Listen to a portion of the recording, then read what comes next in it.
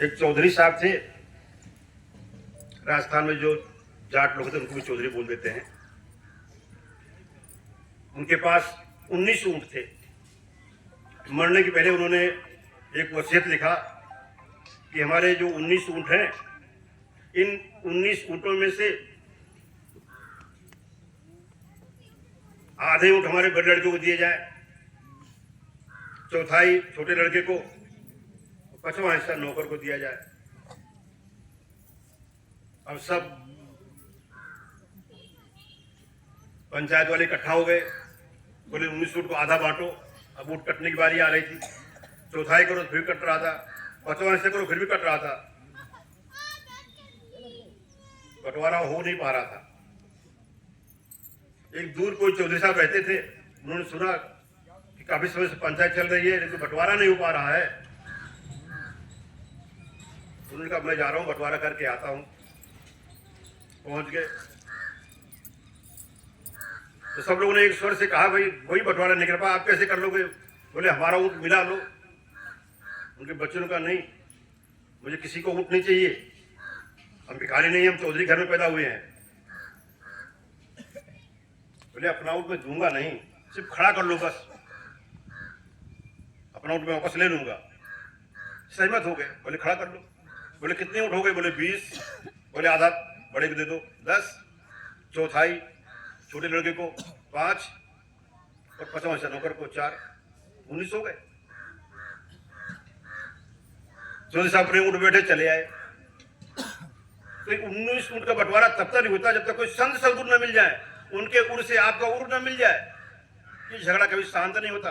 चित्त के मिलन चौधरी भाई चित्त में गलतान, जब तक चित्त के चौधरी नहीं मिलते, जब तक अपना चित्त हम उस परमास्वरूप महापुरुष सदगुरु से जोड़ते नहीं है, तब तक ये 10 इंद्रिय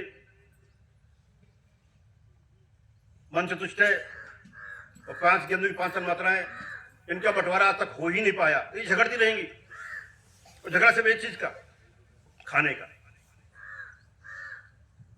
इसी झगड़े को लेकर संत कबीर ने कहा कि संतो घर में झगड़ा भारी, रात दिवस बिन उठ ला गए, 5 ढोटा एक नारी। झगड़ा किस बात का? न्यारो न्यारो भोजन मांगत, 5 अधिक सवादी, और को कहो के हटा न माने, आप में आप मुरादी। संतो घर में झगड़ा भारी।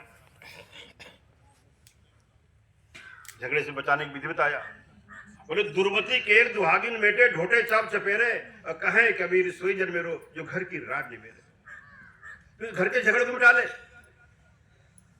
इसी घर के झगड़े को मिटाने के लिए गोस्वामी जी रामचरितमानस में भी कहते हैं कि मसक समान रूप कप धरी, लंक चले हो सुमिर नर हरि। कोई नर के रूप में हरि मिल जाए, उनकी सुमिरन करने की विधि मिल जाए। नाम लंकनी एक निश्चरी, सोई का चले मोहि निंदरी, जाने नाही मरम सट मोरा, मोर आहार जहां लग चोरा। आसक्ति लंकनी है, वो चोर पकड़ने में लगी है रात दिन, खुद चोर है, चोर की रखवाली भी कर रही है। मुंड का एक महाकविहनी, जिस क्षण जिस पर रूप रस गंध शब्द स्पर्श एक मुष्ट हो जाता है, उसका जो प्रहार होता है शक्ति पर, लौट गए जमीन में। फिर हाथ जोड़ बोली, जब ब्राह्मण ब्रह्म वर्दीना, और चलत बिरंच कहा मोह चीना, विकल होते कप के मारे, तब जाने निस्तर संघारे। तात मोरल पुण्य बहुता, देखो नैन राम कर दूता, तात स्वर्ग अपवर सुख, धरी तुलाइक अंग, और तुलनता सकल मिल, जो सुख लो सत्संग। ऐसा सत्संग एक मुकाबला खून की पलटी कर गई। अरे जो सुख मिला इस सत्संग से, उसकी तुलना स्वर्ग का सुख और मोक्ष का सुख एक पलट कर दो, लेकिन उसकी बराबरी नहीं कर सकता। बताओ कैसा सत्संग था ये। वास्तव में जो कोई नर के रूप में हरि मिल जाए,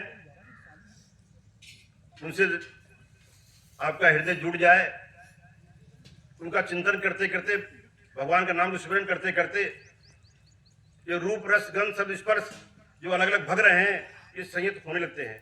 फिर आसक्ति पर उनका प्रहार होता है, और जिस पल जिस क्षण संयत होते हैं, तो सो सुख जाने मन और काया, निरसना जाय बताया।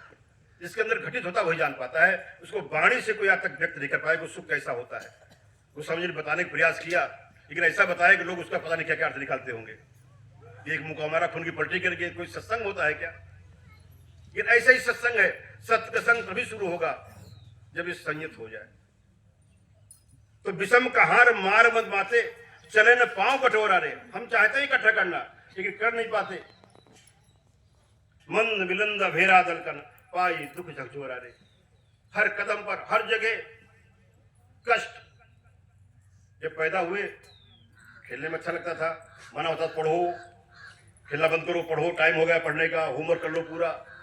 और बड़े हुए थोड़ा सा अच्छी से पढ़ाई करो, जॉब मिल जाए, कोई जॉब मिल गई, अच्छी कोई लड़की मिल जाए, वो भी आगे चलो।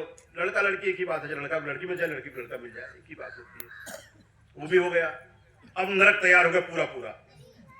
पहले तो पढ़ाई नरक था, जॉब नरक था, अब जॉब में नरक, घर में भी नरक। तो दिन पर दिन रस्सा कसता जाता है, लगता है अब ढीला होगा, अब ढीला होगा, होता नहीं ढीला, और बुढ़ापे तक इतना कस जाता है।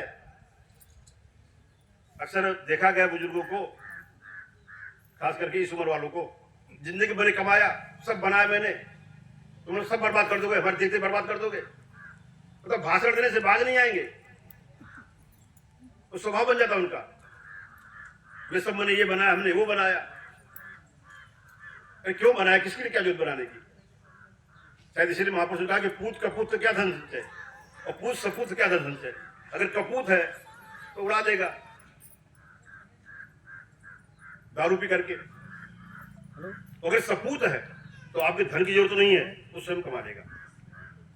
इसलिए हमारा तो यही मानना है कि सब लोग अपने भर के लिए करना चाहिए, आगे उन पर छोड़ दो। लेकिन हम लोग पूरे जीवन